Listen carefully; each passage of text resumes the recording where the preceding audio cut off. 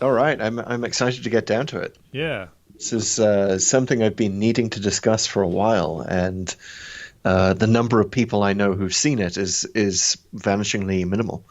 Uh, Or know the except for impact, can yeah, really appreciate it.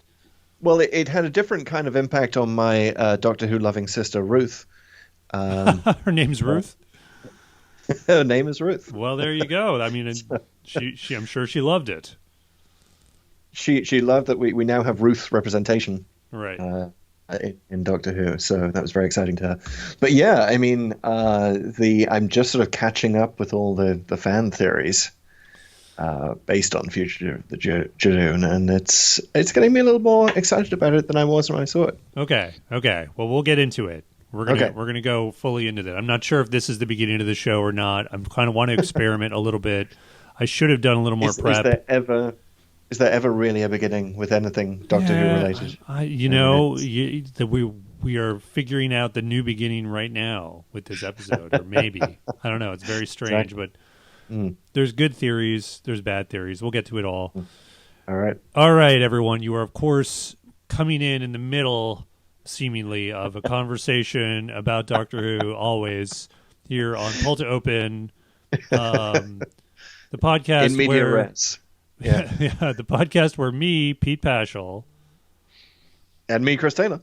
like to dissect the TV show Doctor Who just cause we're those people who just like to do it. With a No, special it's focus on our love for the show and the things that make us love it.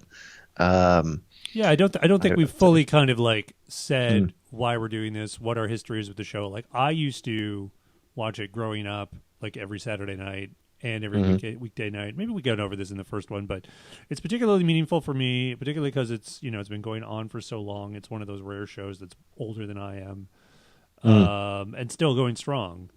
So, but it just seemed so freeform and also so organized in sort of its continuity in some ways that I think, which is very relevant to this episode that we're going to talk about mm. tonight. I don't know. You just hit the sweet spot for me. Yeah, and it's so for me it has all that, and then it has the extra layer of my dad watched it. And there are so few shows that you can say that about. Like he was there in 1963 when Wow. it started. Of course he was. Yeah. He's got I taste. mean, there he was in Liverpool in '63, having failed to see the Beatles Oh, in wow. in the cavern when he could have done, but he was there for William Hartnell right from the start. Was he one of the Um, guys who would record the audio of the shows? Which is I why, wish I yeah, wish he had done that.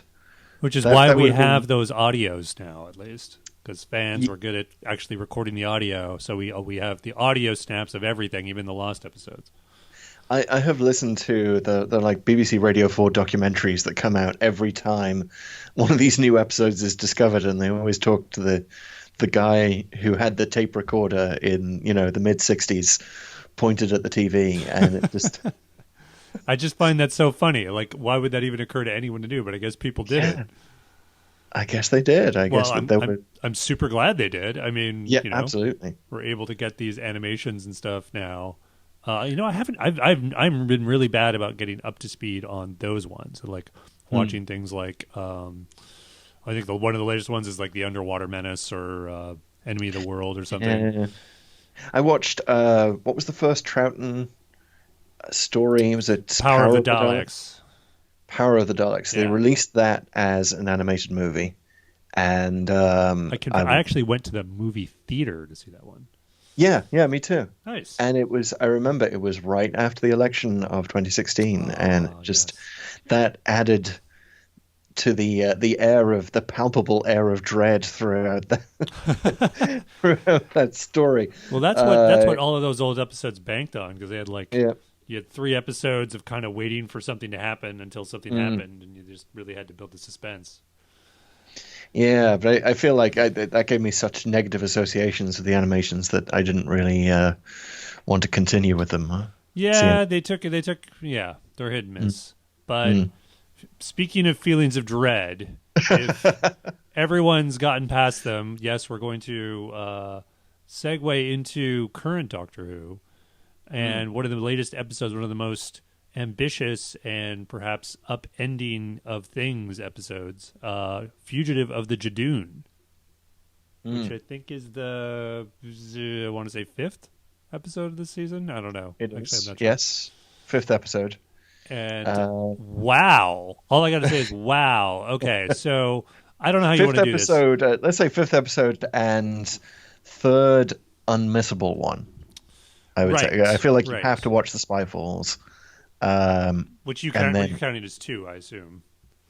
So that's 1, 2. Yes, yeah. So counting those as 2. You could fast forward to this one. So yeah. So yeah, I mean, I gotta say right off the bat, I did like this one better than the others.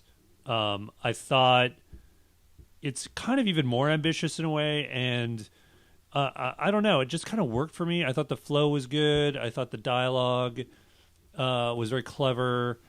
You know, I thought Whittaker was great, and I think by way of some of the device, like, it was not perfect. I'll get into why there's real problems with it, but it's structurally it really worked for me much more than the Spyfall ones. I think so. So speaking of the sense of dread that was unnecessarily added to Power of the Daleks, I came to Fugitive of the Judoon spoiled.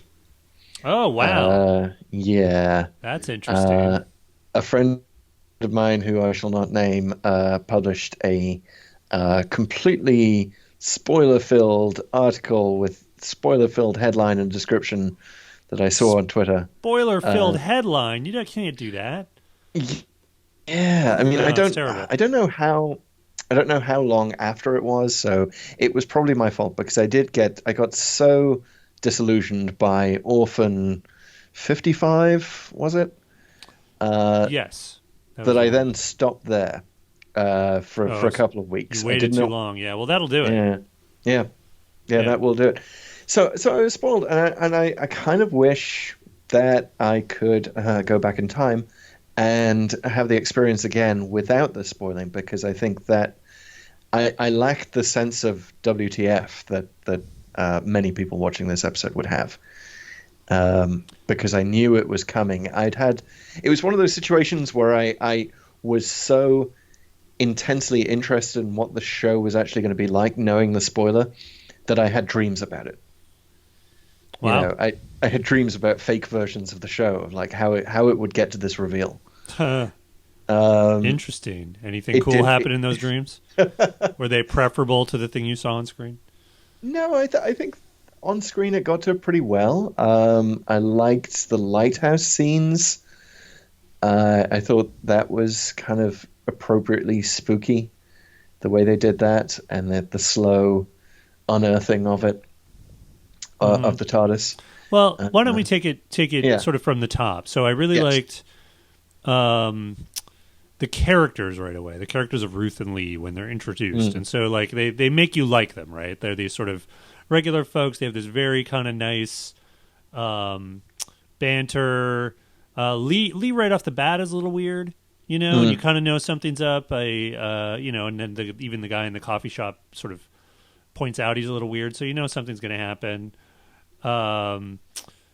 But he was a very good red herring in that regard. Yeah, exactly. You're kind of not quite sure what's going on with them. You know something's going on with them. Obviously, you know, we wouldn't even be like focused on them if there wasn't.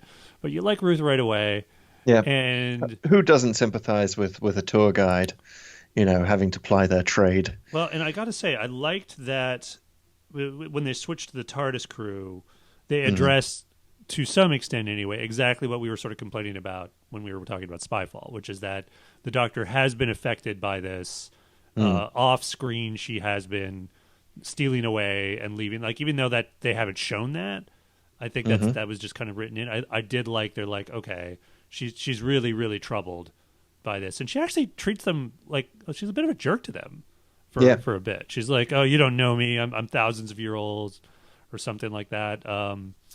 Oh, actually, no, that's later. That's what she says later. I'm sorry. But she is kind of like leading up to that a bit here, because she's kind of like saying, you know, I go somewhere, I'm looking for the master. you don't know. Like she's kind of like putting some distance between her and her companions. Which I liked. I really I would love to see more of that. That almost Capaldi-esque kind of sense of I'm not sure about you humans. Yeah, and like Which also you just kind of can't understand me ultimately. yeah. It's good. It was good sort of stuff. This is so right away these sort of two sort of tracks which are going to come together have you intrigued, I think, Mm, and then it's like the Judoon happens, which is okay. I mean, like I'm like okay, great, the Judoon. I mean, it's not like an A-list monster. It's they're kind of B plus, I guess. B blah blah. Where would you rank the Judoon on the Doctor Who grading scale? I'd say I'd put them at A minus actually. I quite Yeah. like the Judoon. I like the idea of a galactic police force that's sort of a bit off the books and that they're kind of assholes. Well, It's sort but here's the thing. I got to say they weren't really portrayed as assholes as much last time. Like they're major mm, assholes this time, and hmm I think this might be I might be reading a little too much into it, but it might be a bit of an indication of the progressive bent in Doctor Who mm, and sort of the how the police are sometimes portrayed or criticized, and not that hmm criticism is illegitimate, but I think maybe there's a little bit of that going on in terms of portraying them, because the last time we saw them I felt like the Judoon I thought they were kind of goofy in a fun way. I really liked when mm, they're like, okay, we're tough, we're transporting this thing to the moon, but we're accidentally suffocating people, and we don't really know we're doing that because we're kind of dumb.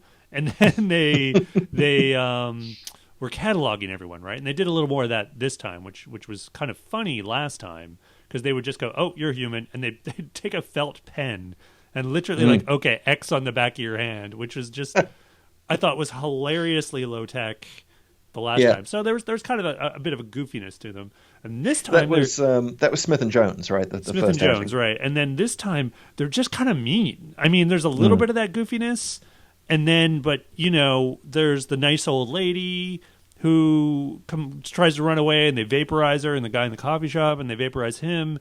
And even, by the way, his reaction was completely contrived. Like he's kind of like, "Oh, these space aliens are bullying me around," and he pushes one of them, and it's like, "Well, what?" Like I'm not yes. that obviously like okay, the vaporizing him is way over the top, but no one would do that. Yeah. Yeah, I wasn't a fan of that part. I wasn't a fan of killing the old lady with the knitting. I know that the Doctor Who just sort of has to rack up a body count. It's kind of in its contract that people die in every episode except the Doctor dances, right? The only one where nobody dies. Yeah. Um, I don't, and here's the thing: I don't think the story changes much at all mm, if they don't do that. yeah. There's a little something at the end. You're kind of quite not sure what the Jadoon threat has escalated to now when they're dishonored, Mm, and you might think this is another sort of like 11th hour thing where they're just going to vaporize the planet, which doesn't really happen. Um, But yeah, I just feel like they kind of turned the Jadoon into these sort of mean mercenaries, and arguably it could be just this group of Jadoon, which seems to be what mm. they were saying. But I didn't like just how they were sort of portrayed and made said to be cops, but these are kind of mean sort of mercenary-esque cops. Left a bad taste in my mouth. Can I ask you a tangential question related to the scene that you get of the Doctor, I think, is looking down on the planet, and she sees that or maybe the Judoon is looking down on the planet, and we zoom in on the UK, right, and we zoom in on Gloucester, Right, because because it's always there. it's It's always the always there. UK. And it just, I mean, I know that as a Brit watching American science fiction shows that would zoom in on the US, I feel like that's a trope, right? I've seen that many Right. times. But how does it feel a bit weird as a North American watching that to see the aliens and the Doctor's constant, weird focus on the UK? Yeah, a little. Mm, I'll admit it is a little weird, but I mean, it's kind of it's kind of like, okay, of course they are, and like in this case, you could argue it's like the doctors kind of associated with the UK, and it's still the same problem, but Right. it's like they're just following him, right? So Yeah. or her, as Or the case her. may be. Indeed. Or her and her. But yeah, it's a little weird. I think it's probably akin to what people in the rest of the world wonder why aliens always want to destroy U.S. landmarks like the Empire State Building and the White House and the Grand Canyon and Mount Rushmore and stuff. It's like Golden Gate Bridge. yeah, it's just one of those things. But I gotta say, Gloucester. I mean, hey, let's do a new thing. We've done Cardiff. We've done Ledworth or wherever Amy was from. I don't know if that's a real town, but let's do this. Let's do this other town, which of course is a real town. Yeah, it's nice to take it out of London for once. Yeah. I feel like it's become a it little up. too London centric. So I got to say, I want to move on from the Judoon in a second, but one other minor point I got to bring up, and it's kind of a major point, but it's really a super nerdy, concerned with Doctor Who continuity point, which Love is those. that are aliens now public in Doctor Who? I don't know. Like they keep going back and forth with this, right? Because famously way back in the Christmas Invasion, that was like, oh, everything changed, but then they kind of rebooted things, or at least Moffat, who would reboot. Basically, Moffat did whatever the frick he wanted in every episode. So sometimes they were sort of public, and sometimes they weren't. So I just kind of want some clarity, right? Like, because the Judoons start marching around, and some people seem to be reacting like, aliens, but And you also if this think were a like, Russell T Davies episode, by the way, he would then cut to a BBC report. right? We cut to BBC News saying aliens have landed in Gloucester. And some American broadcaster. It was that one woman who was in every broadcast. Yes. Yeah, that would definitely happen. So but at least that would give you some clarity, right? It would give you some sort of verisimilitude and some sense of the stakes of when aliens show up. And now it's like, oh, aliens are here and no big. We had Cyberman running around London a couple years ago, so whatevs. Did I mishear the dialogue, by the way, or did the Doctor really say Judoon platoon near the moon Yeah. in a very tortured attempt to echo Judoon platoon on the moon from Smith and Jones? Yeah, I did. Yes. I got to say, I'm so lame because I loved that. The first time, the second time, and even the third time when they said the lagoon. It's like, that's more of a canal. It's like, I mean, it's funny. It's like, okay, Yeah. this is pretty good. But again, contrast that with the Judoon just killing people. Like, well, what am I supposed to be doing here? Am I supposed to be laughing? Is it sinister? I don't. The tone was a little uneven. Yeah, agreed. Speaking of uneven, right around this point, we get out of nowhere teleport, and Graham gets beamed on a ship, piloted by none other than our favorite Captain Jack Harkness. And I got to say, I was right with everybody. Love Jack. I mean, and love seeing him again. It was just one of those like, oh yeah, he's back. He's awesome. Great. And he's maximum Jack, right? Like he's the same old guy. It's like, putting on an old coat. And It's very Jack. It was surprising to see him assume that Graham was the Doctor. I mean, that's an obvious joke. And I feel like they've done that sort of joke too many times. It's a little bit Husbands of Forever song kind of a joke. And it doesn't strike me as something Captain Jack would do. I'd say it worked for me. I would say that upon reflection, you're like, why would you even do that, right? Like, you go, you are the Doctor, right?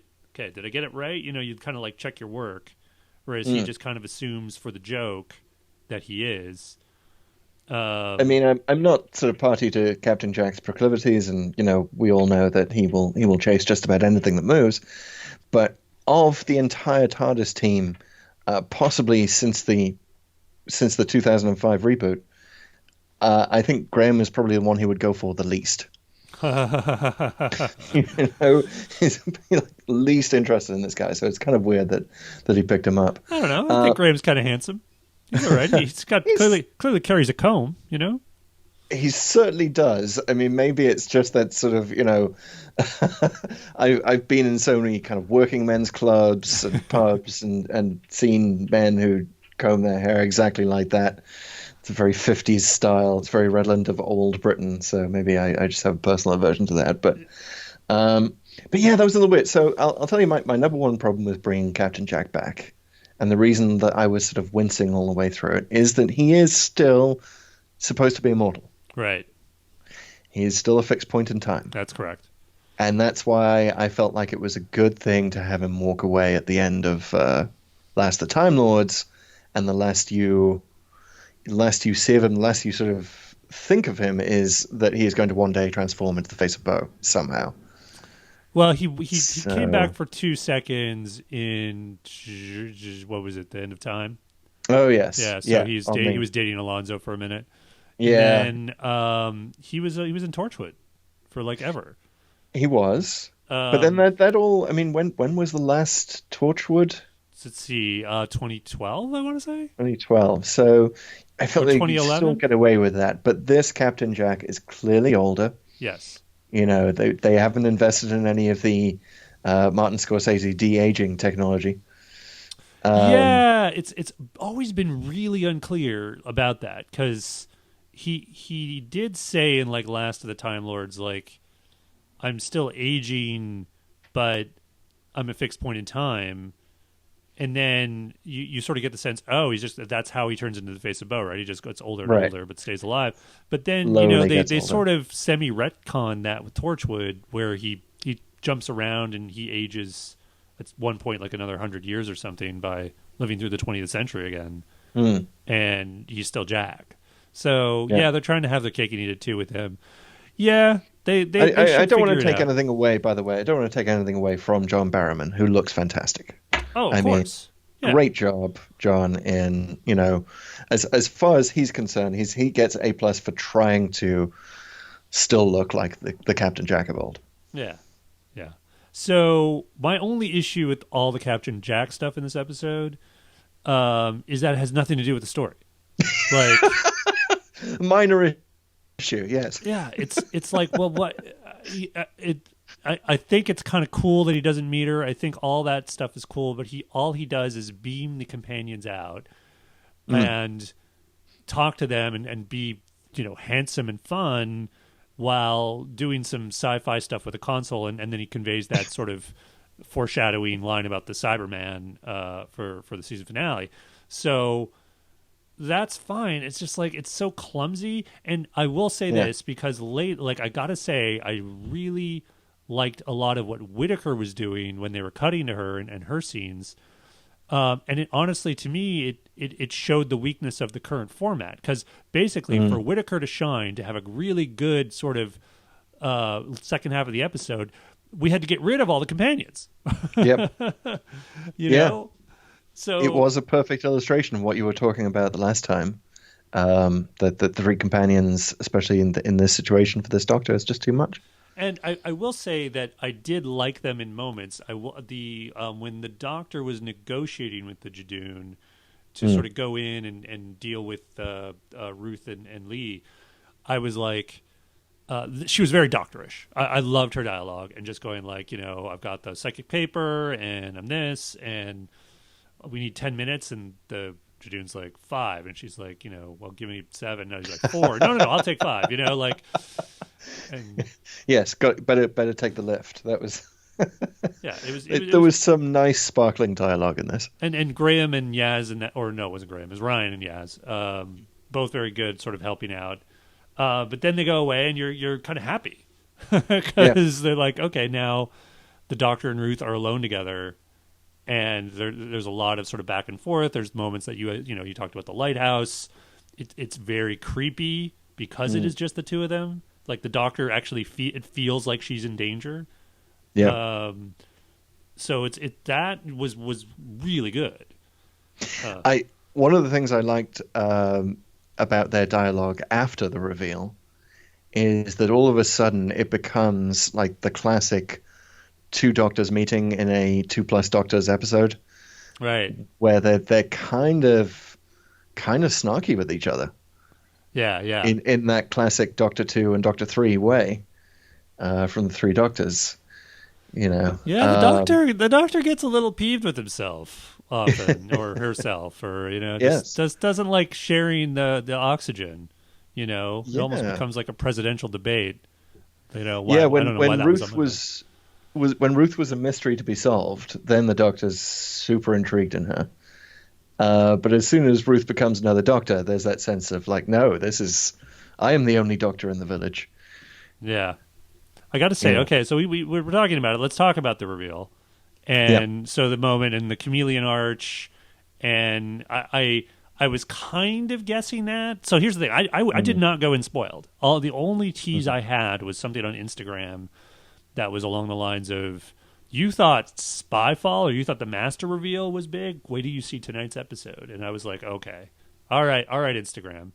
Um, Don't oversell it, Instagram. but I had my brain working throughout, and I was like, Mm, "Well, who is she? Maybe she's another Time Lord. Maybe there's something going on here with the whole destruction of Gallifrey, which I think there is." But um, the Doctor thing was like, "Oh, what?" Like that was very like okay, like and I kind of put it together like the moment it was like a TARDIS. She saw that mm. this was the TARDIS.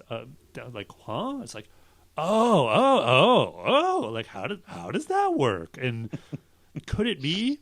And I'm just such a nerd, a full on Doctor Who like encyclopedia that my mind immediately went to the brain of Morbius.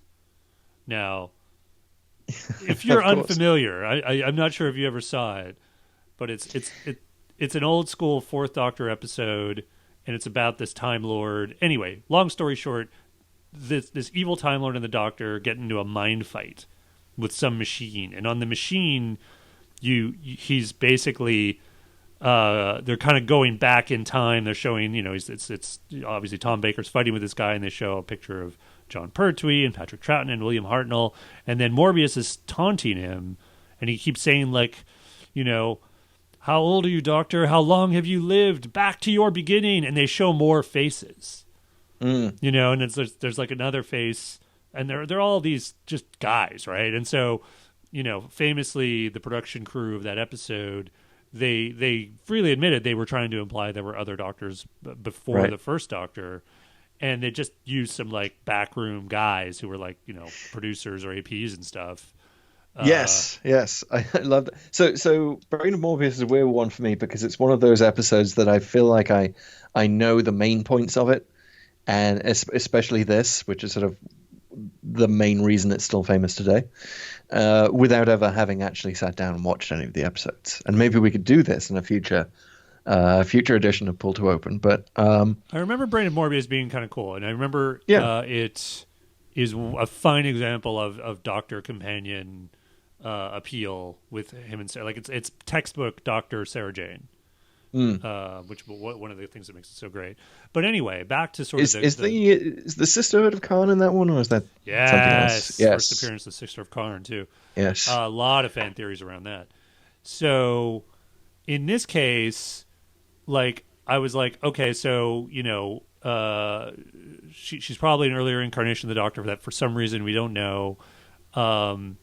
And then the her TARDIS interior seems to confirm that, right? Because Mm, it's like it looks much more like the Hartnell version with the roundels and the old school console. Um, but now I'm sort of like, okay, now that I've seen the like, I mean, it's almost too obvious, Like I feel like, huh, and is if she is from this earlier sort of generation of Doctors, maybe there was like a whole regeneration cycle she doesn't remember. Of course, there were no women on the screen hmm. back in Brain of Morbius. I mean, they didn't show that many of them, and there probably were some off-screen Doctors we didn't see. Assuming this is even right? Like, I feel like all of Mm. this is probably some kind of mislead. Because why don't you? I know you are much more familiar with all the fan theories. So this is really just one of them. Yeah. What are people saying, and what's your take? So, yeah, I've watched a number of videos on this, and I've done some obviously serious thinking. I mean, but first of all, can I just pause to say how great it is that the words fan theory and Doctor Who are aligned once again. Um, it's been a while. I think so. The last time the show successfully did this was the whole question of why does Peter Capaldi have the face that he has? Why does he have the face Right. of the guy from Pompeii? Which was I kind of think was revealed a little too early and a little too, the result was a bit disappointing. But this has got everyone's brains working on overdrive, and the as far as I can tell, fandom has sort of discounted the pre-William Hartnell theory Right. because it's a TARDIS in the shape of a police box from Totter's Lane. It's so it has to. Well, here counterpoint. Let me just counterpoint. Mhm. Did they ever actually explicitly say the TARDIS got jammed in Totter's Lane? I'm not sure if they did. They did not. The Doctor does lie. Right. And we saw in Name of the Doctor, the very beginning of Name of the Doctor, we see William Hartnell as he's about to steal the TARDIS, and Clara says, "Oh, no, take this one. It's the drive's busted, but it's much better ride or whatever it is." She says. But it wasn't a police box then. It was still a It wasn't capsule. a police box, so that does suggest the accuracy of what the Doctor was saying. Yeah. So right. So yeah, you get a fair point. But maybe there's something else going on. Theory number two is Doctor number two.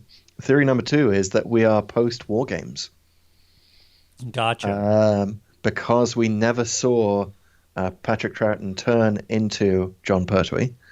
Right. There may be some in-betweeniness. The problem with that theory is when we first see John Pertwee, he's wearing Troughton's clothes. Right. And you then we're also miscounting regenerations again.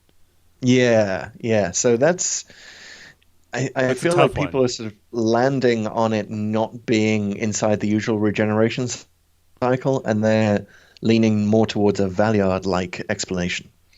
Well, yeah, her behavior might support that because she's clearly like more violent, more prone to duplicity, and Yep, just carrying a kind of gun. generally more of a badass. Not that the Doctor's never done those things, but there's usually some very extreme circumstances, as with sort of the Ninth Doctor and the Time War and stuff. So. Not a bad theory. Has anyone floated the whole parallel universe Doctor theory? Yes, but Chris Chibnall seems to have explicitly ruled that out in an interview. It does. It would seem like a bit of a cop out. Yeah. Because then it's like you could have any number of Doctors at any time come in from a parallel universe just for the hell of it, which is like it's been brought up in various places, particularly the novels. But it gets a little like it feels a little bit like a cop out. Yeah, I would agree. So maybe not parallel universe, but maybe parallel like genetic line of the Doctor. Maybe this is what the Master was referring to as like when you see what they did to us. I think was what he said. Yeah, well, that's the thing. I mean, it's all connected, right? It must be. Mm-hmm. So here's the thing. Taking a step back, this is why I like the episode, because it has me interested and has me talking about it with you and just generally like much more than Spyfall did. So where I still think Chibnall has a lot to earn in terms of adding to the Doctor Who mythos. I think as this has me much more interested than what he was sort of doing before, which seemed a little almost like, I don't know, like drama porn or destruction porn, like this kind of like let's wreck Gallifrey again, haha, Agreed. So this is much more interesting. Yeah, and if it sort of suggests, and maybe this is sort of too much fan theorizing, but I mean, if Chibnall can actually tie together, like, let's say, for example, that this is they tap the Doctor's genetic code, or so. They cloned the Doctor in some way, maybe after War Games. Let's say it's that. It's probably not that, but let's say it's that. If he's able to take that, thing that was not resolved for the entire length of the series since 1969, and then add in an explanation for the Valiard, and even, bonus points if he could do this, an explanation for the Watcher in Legopolis. Like, it feels like this is rich and fertile soil for a showrunner to present us with a story that actually ties in stuff from across the entire history of the show, across 6 decades. And if he can do that, if he can successfully pull that off, and if that is what he is intending to do, then I will be giving him a standing ovation. Alas, I fear not. So yeah, that's ultimately why, I think I like the show. This episode anyway, it sort of got me interested again in sort of how everything sort of plays out. It's nice to know that there's a Cyberman sort of thing coming. It was interesting what he's doing there too. And again, I'm not sure how much he's sort of explicitly trying to create a continuity with the Cybermen or something new.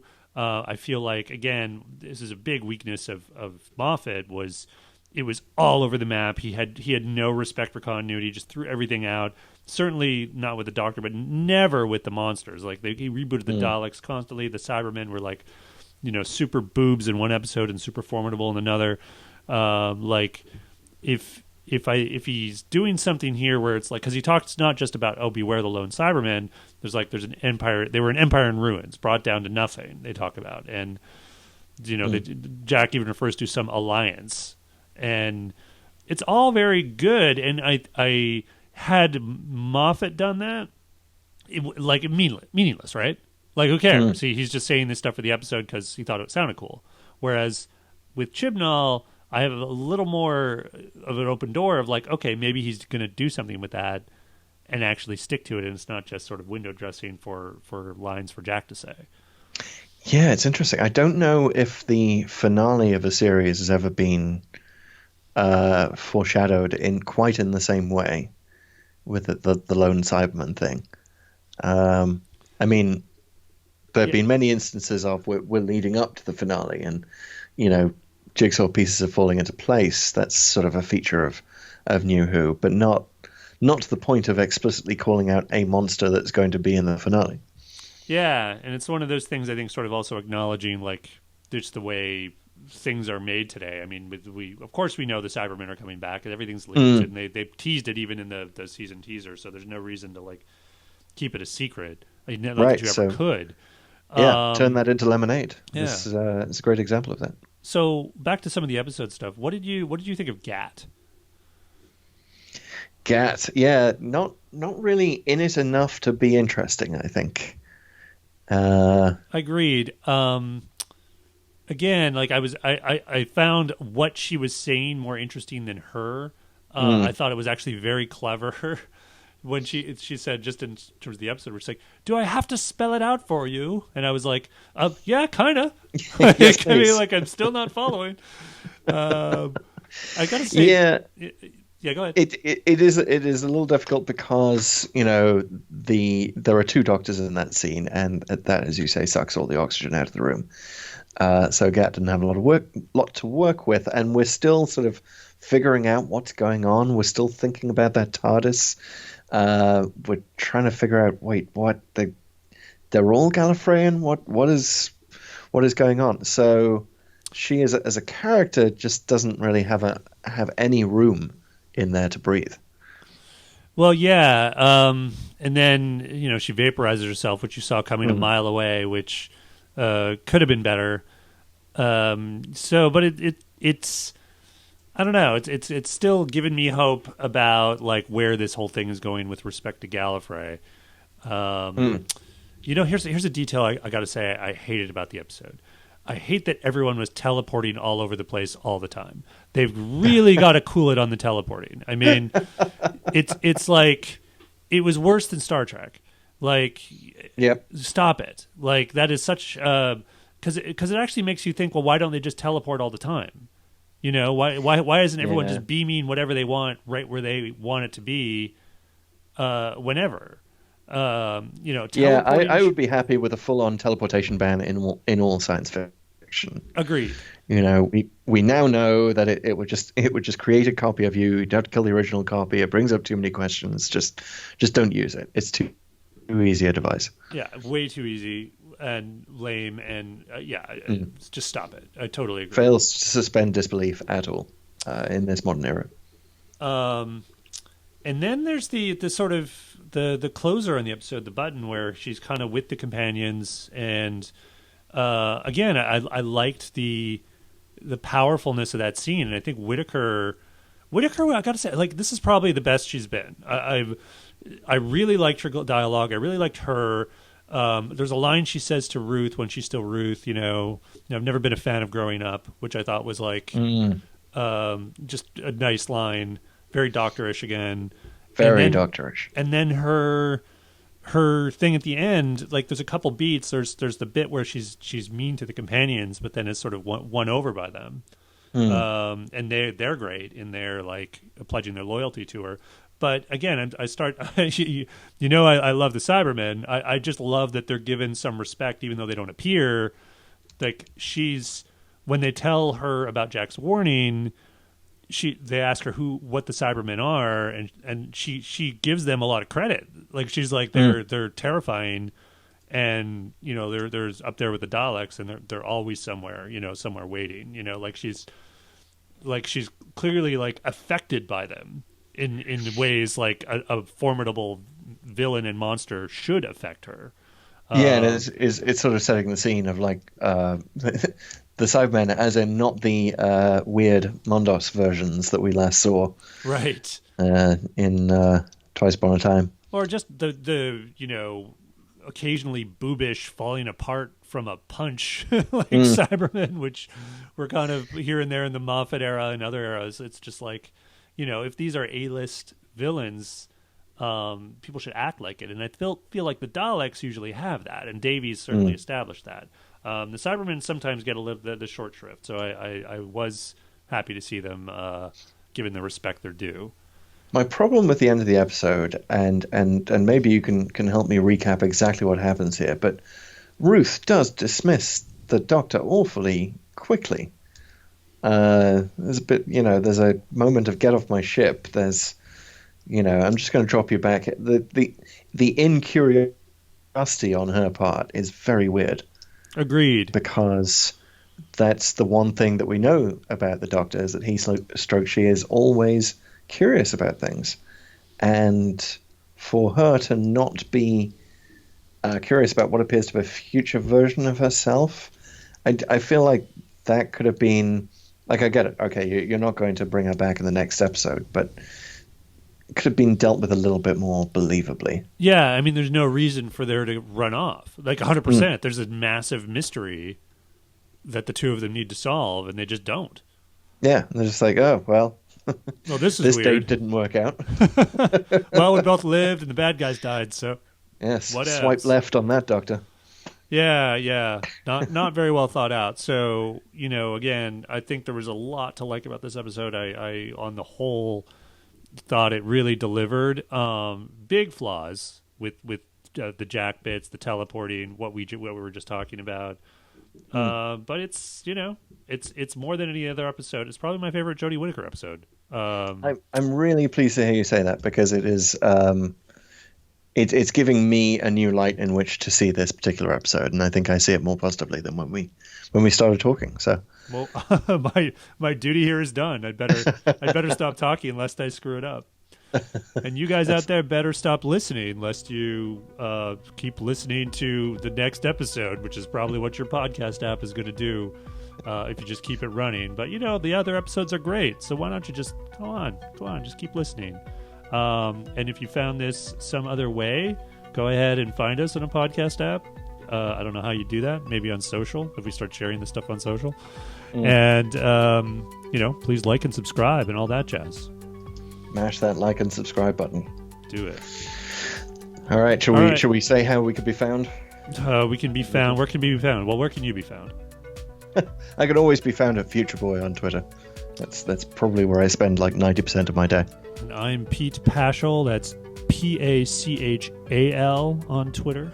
And, usually found in a lagoon with a spoon, thinking about the Judoon and all that stuff.